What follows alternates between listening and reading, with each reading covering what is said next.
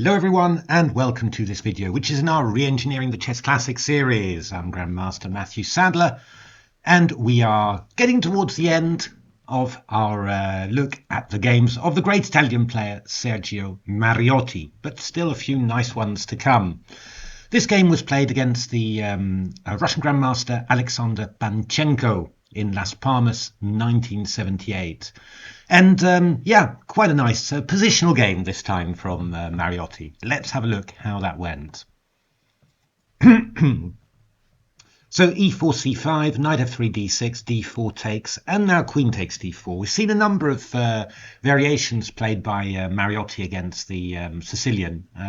We've seen queen takes d4 a couple of times against Poligievski and Panchenko. We've seen a knight takes d4 and then f3 that we saw against the Croatian player. Indulge. I'm not quite getting that right, I don't think. And yeah, we've also seen a couple of wing gambits, most notably against Bent Larsen and Hold. So a lot of different ideas, and yeah, I mean, actually, he got very good games with a lot of them. So yeah, I mean, there's a lot more theory, of course, on all of them nowadays, but still worth investigating. So Panchenko played a6. I wonder whether this was a favourite of Russian players. The idea is to be able to play knight c6 without allowing the pin bishop b5. So c4 played, knight c6, queen d1, as we saw in the Poligievski game. Queen e3 is what Stockfish likes, but queen d1 is perfectly good. Knight f6, knight c3, and then g6, and bishop e2 played, bishop g7, and then h3 from Mariotti. Yeah, I mean, you can always play it sooner or later, and black could play an early bishop g4 or not. But it doesn't, it doesn't matter too much, really. I mean, it's just a choice of plans, really. But at some stage, white should play the move h3 just to stop black from having easy development, and also to allow the white bishop to come to e3 without being hit by knight g4. So castles, and here, you need to find a plan here for black. Poligievski ended up playing bishop d7, knight e8 to c7, which is quite a common way of doing things. The idea is you have to try and give some support to b5. It's not the plan that the engines like the most. Knight d7 is the start of it, but Panchenko doesn't really follow through. After bishop e3, as we saw in the game against Poligievski, bishop c3 is what the engines want. It's one of those engine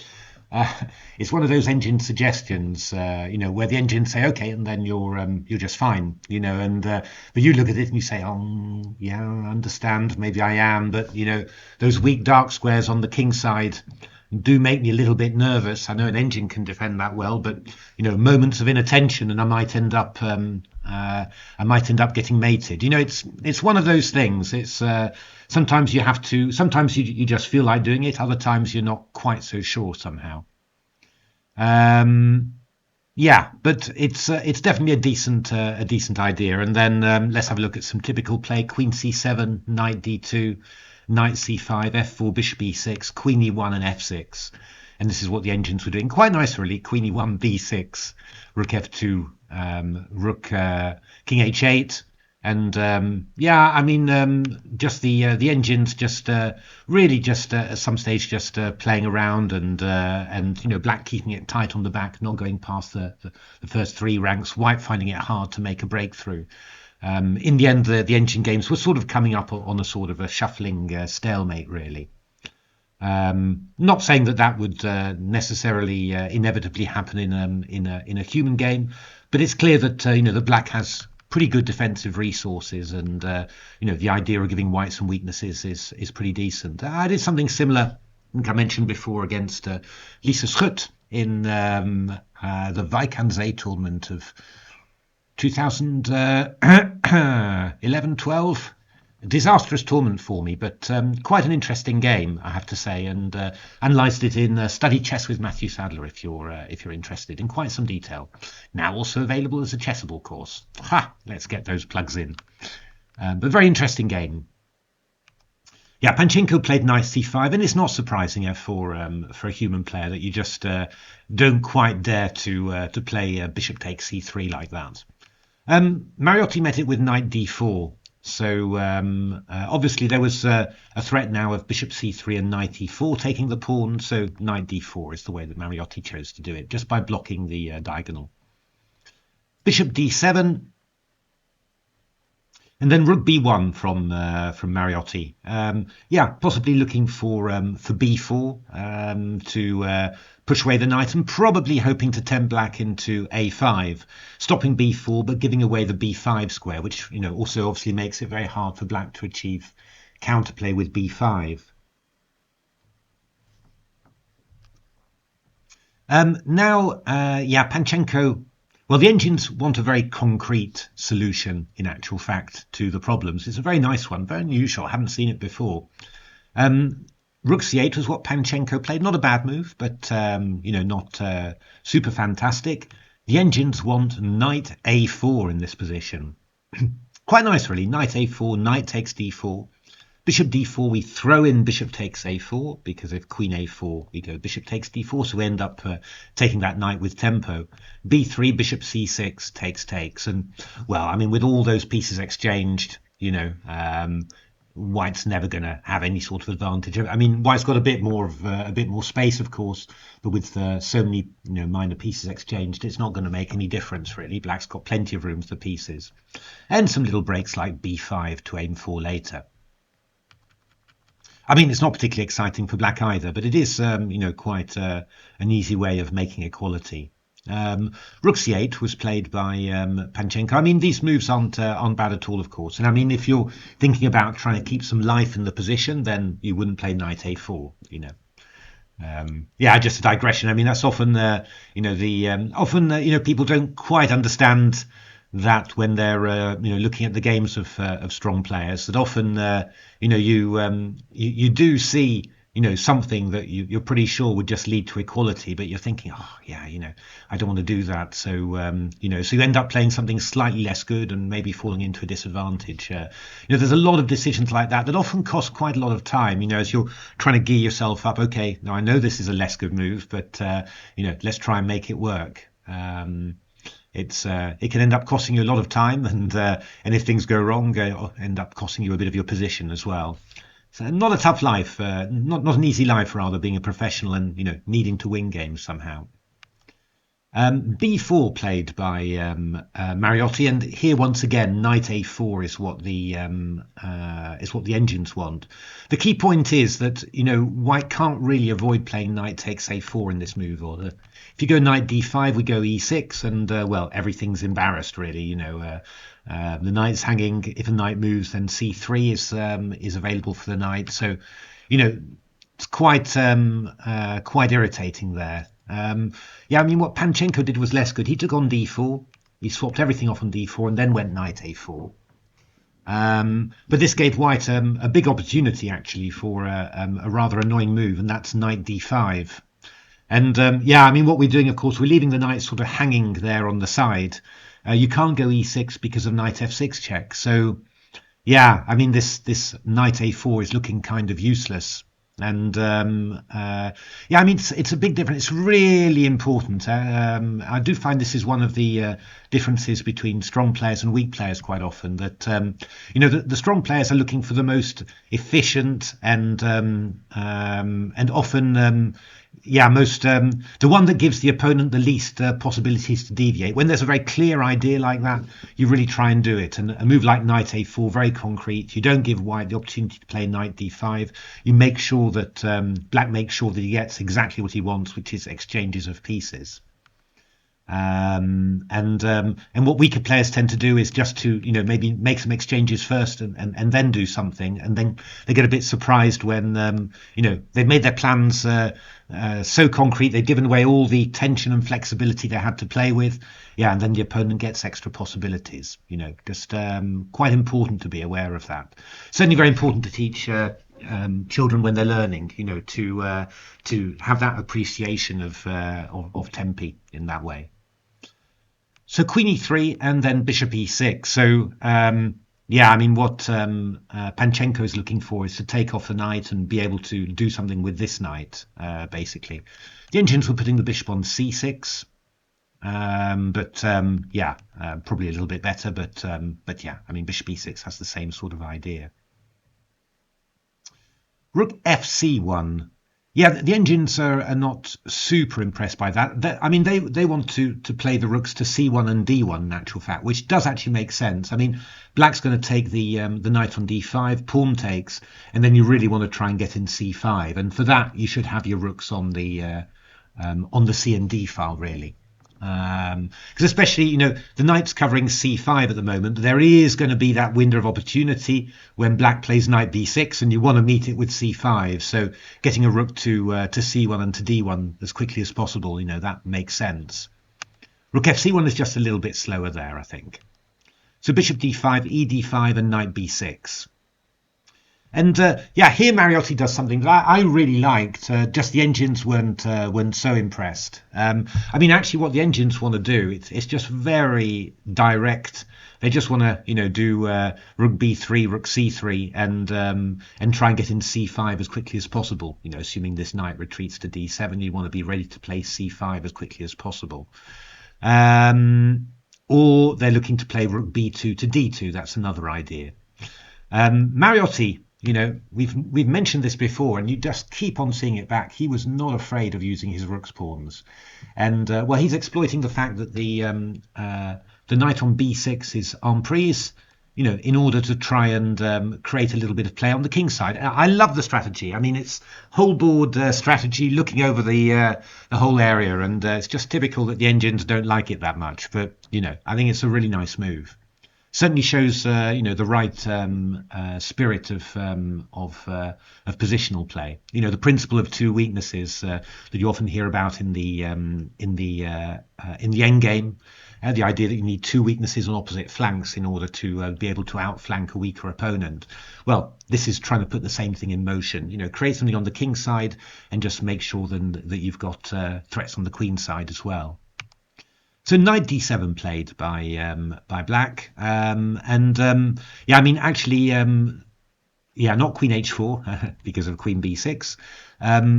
H5 was what the engines wanted. I mean, typically they are generally keen to stop an h pawn early. They don't like the h pawn moving on, which is fair enough. And here there's not really any big weaknesses that can be exploited. It's not like you can put a knight on g5 or anything like that.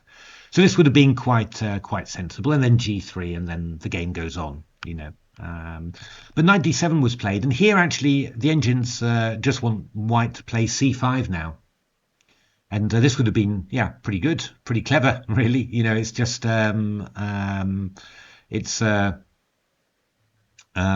yeah, black's just not quite set up to stop c5, and yeah, the engines will just never worry about this h4 pawn hanging if they're getting the queenside counterplay going. But Mariotti played g3, quite restrained, didn't play h5, just played g3. But the idea of that is that he wants to play king g2 and rook h1 later, so no point in rushing with h5. a5 played by Panchenko. Sort of all right. Yeah, probably all right. Although, yeah, I mean, b6 looks a little bit more natural. And after a3, Panchenko took on b4. Yeah, I'm not 100% sure about that. I mean, I don't think that white's ever really going to take on a5 because we just get the c5 square for the knight. So I would have just have played b6, and waited a little bit. I can always take on b4 later. It's just you're a little bit worried, really, that taking on b4 early. I don't think we're going to see black really making use of the a file for now. It really feels like white's more likely to make use of it. So it feels a little bit, again, it's that whole thing about delaying exchanges for as long as you can, just to avoid giving the opponent a clue somehow. I mean, the engines want b6 and they consider it to be equal. If rook a1, then rook a8 and just hold. Well, we go h5. T's on the other side. I think white feels a little bit better to me. The engines think just equal, but I'd rather be white, I think, a little bit. But yeah, black's perfectly fine. Queen e7 is also fine, just stopping c5. I think, yeah, I don't know, maybe what you can say a little bit about Panchenko's play is that at times he seemed a little bit passive. You would have thought needs to take some concrete decisions and decide on a structure. And I had the feeling he was trying to keep everything absolutely kind of flexible, not commit himself. And I think in some way that sort of explains how he got into trouble again, basically. But for now, played quite decently. f5.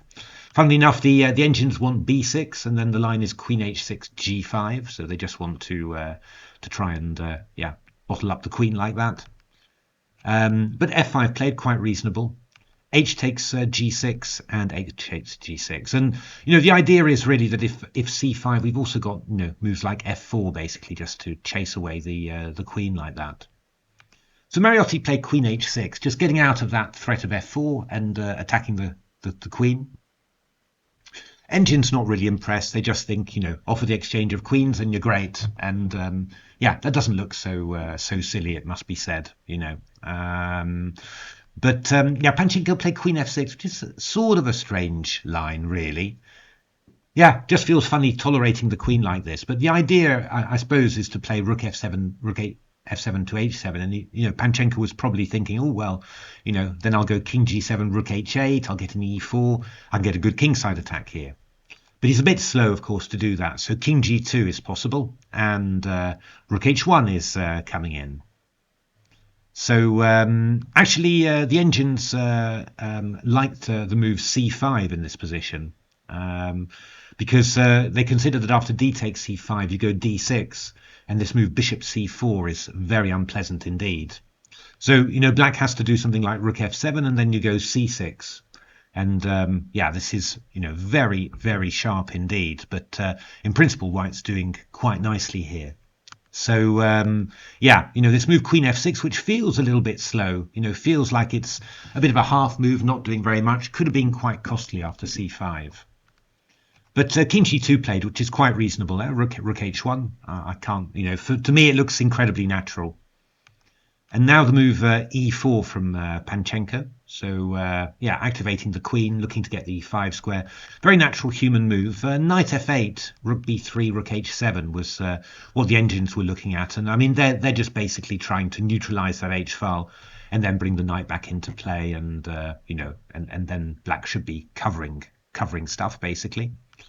But e4 played, and now again, I mean, the engines again want this move c5, with the idea this time if d takes c5, we're just going b takes c5, and we've got b7 the threat. Obviously, we're going to have d6 and bishop c4s coming in, and I mean, black's got to be a little bit careful because of these moves. For example, if you went knight takes c5 here, I think you've got rook b6 here. Because, very nasty threat hitting the g6 pawn beyond. And, of course, queen b6, we've got queen h8. So, some nasty stuff there, basically. But Mariotti played rook h2, looking to play on the king side.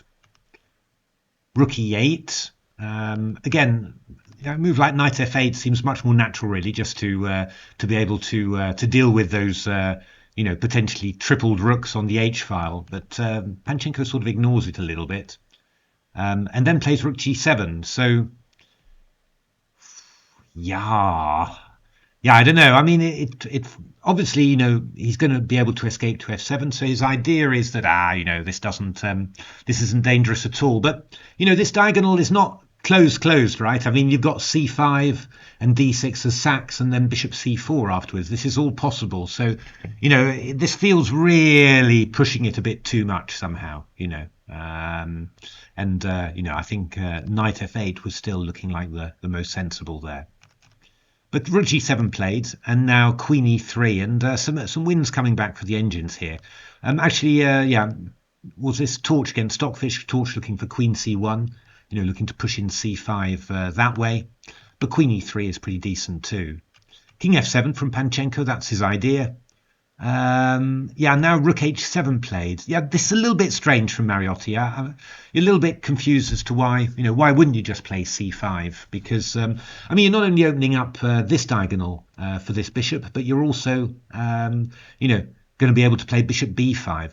It's possible that he was maybe a bit worried about, getting loose on those squares somehow. But I mean, we've got threats of c6, for example. I mean, it really is quite worrying. I mean, the engines were looking at knight f8, c6, takes d5, queen e5, rook d1. I mean, it's very powerful simply for white. So yeah, very surprised he didn't do that. Would have fitted his strategy perfectly, playing on both sides. But just in this phase of the game, you might, if you're going to make a criticism of Mariotti's play, it's that he was maybe a bit obsessed with the H-file there and didn't pay enough attention to pushing through on the queen side as well. So knight e5, rook takes g7. Feels a bit strange to me as well, simply exchanging like that. King takes g7, queen h6 check, king f7. And now Mariotti played c5. So still feels dangerous. I mean, you feel that Mariotti's wasted some time somehow, and that you've swapped off, well, a rook that was fairly active on the h-file for one that wasn't doing that much. But still, you've got your trumps. These pawns are dangerous, the bishop's getting active, and this king's rather weak. So yeah, not bad at all. I mean, actually, the engines wanted to play knight d3 here and just block the line of the bishop and threaten something like f4, for example. And that was pretty good. This was quite interesting.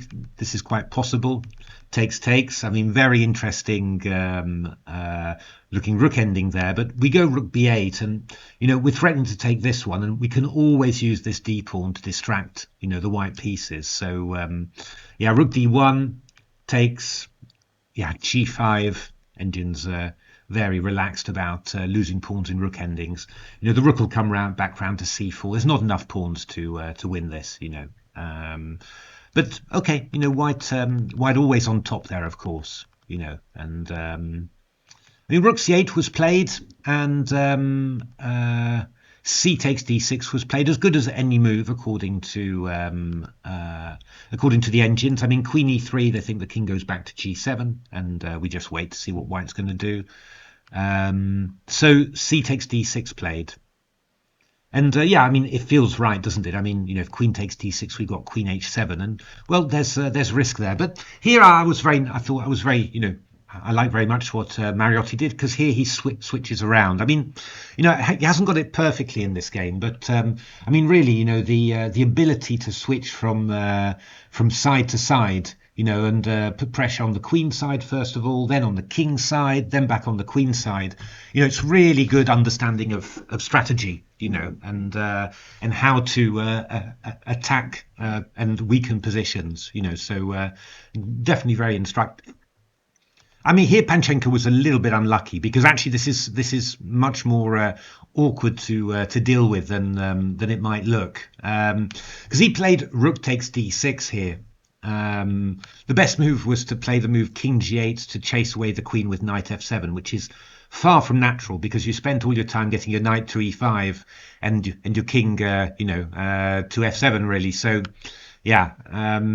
not easy. The point is, he played rook takes d6, and you're really sort of focused on the on the 7th rank somehow. That's the point. Only here Mariotti exploits the 8th rank. And, now you're going from pretty equal to plus 4.42. It's just a total disaster, this.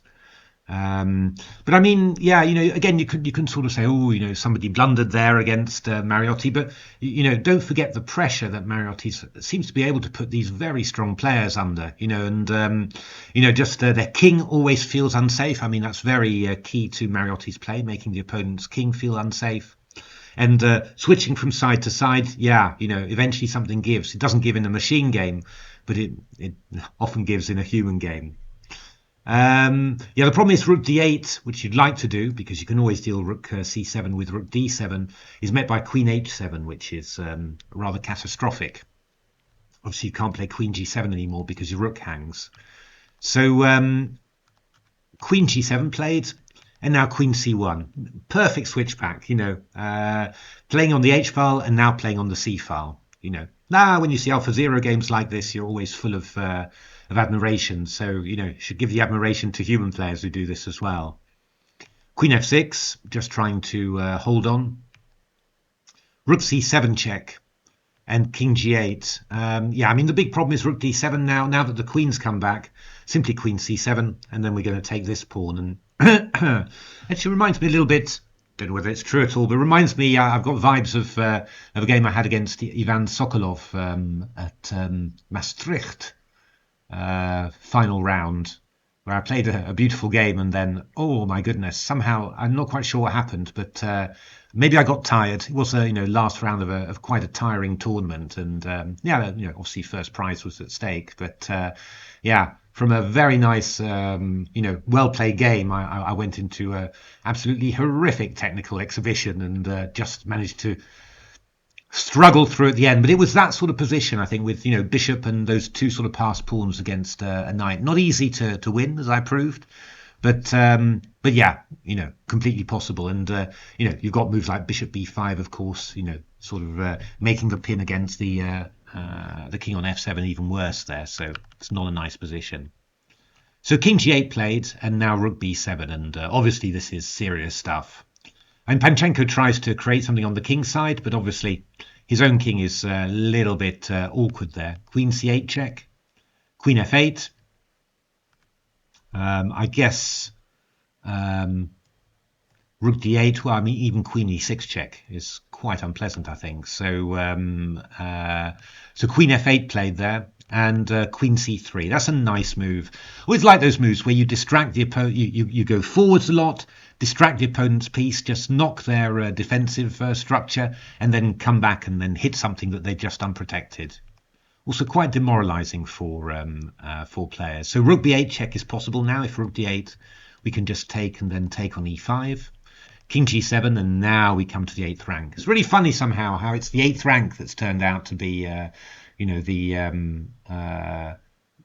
Black's Achilles heel, whereas I was always looking at the 7th rank for most of the game, to be honest. But Mariotti saw this very well. So king h6 played, and now rook b7. Another very typical Mariotti move. He likes these small moves, keeping his threats in reserve and just, improving, attacking something. Thought it's, again, very typical of him. We saw that against Gligorich, for example, with rook d1, and there's another game recently as well. So rook takes d5 and rook b6. Oh, I'm sorry, I should have asked you to have a look at that one, because it's an absolutely gorgeous finish, this one. I mean, rook takes d5 was a blunder, but rook b6 finishes it up beautifully. What's the point? Well, maybe you want to pause the video and work it out. Queen b6, a very unusual mate here. Queen h8 check, king g6, and bishop h5 checkmate. Brilliant vision from Mariotti. Yeah, really like this game. It wasn't, an all-in attack, but it was a very, very nice game. I thought the opening was interesting. I thought this moment, was very interesting, where Black didn't play the most accurate, kind of played it a bit flatly, really, and taking on d4 and only playing knight a4 after the exchanges, giving White the opportunity to avoid it. I mean, I liked Mariotti's strategy very much, opening both sides of the board. And, even though the engines find a lot to criticize, the general shape of the play, playing on both wings, stretching Black, tying you up a little bit by attacking on the king side and then coming back to the c file is very classical, very, very good example of good strategy. So, as often now with the games of great players, when you analyze them with engines, I mean, part of it, is interesting, analyzing with engines, seeing different plans, of course, and also remarks about the execution. I mean, that's very, very interesting, but you should never forget, does the whole conception, the way that the great player approached the play, does that make sense? And if it does, then that general feeling and that general structure and shape of how the player played, is well worth trying to emulate. And what Mariotti did is brilliant strategy, really good. So there we are. Hope you're enjoying this. Got a couple more videos, I think, just to round off our series. I hope you do. You are feeling as I did when I was looking through the games, that this was was really a player whose games are worth looking at, Mariotti, and some really nice broad range of skills. And it's one of the joys of modern chess, that we have all this available in the databases. You can use engines to bring new insights and also make things clear that maybe wouldn't be clear to you when analyzing by yourself. and just learn a lot, from it. And to be honest, what you normally see, yeah, of course there are inaccuracies in execution, also in modern games as well. But a lot of the games make so much sense in terms of strategy and ideas behind them. And yeah, there's always something we can learn from that. So thanks very much indeed for watching this slightly longer video this time, and do give a like and subscribe if you're enjoying it, and otherwise hope to see you at the next videos. Thanks for watching.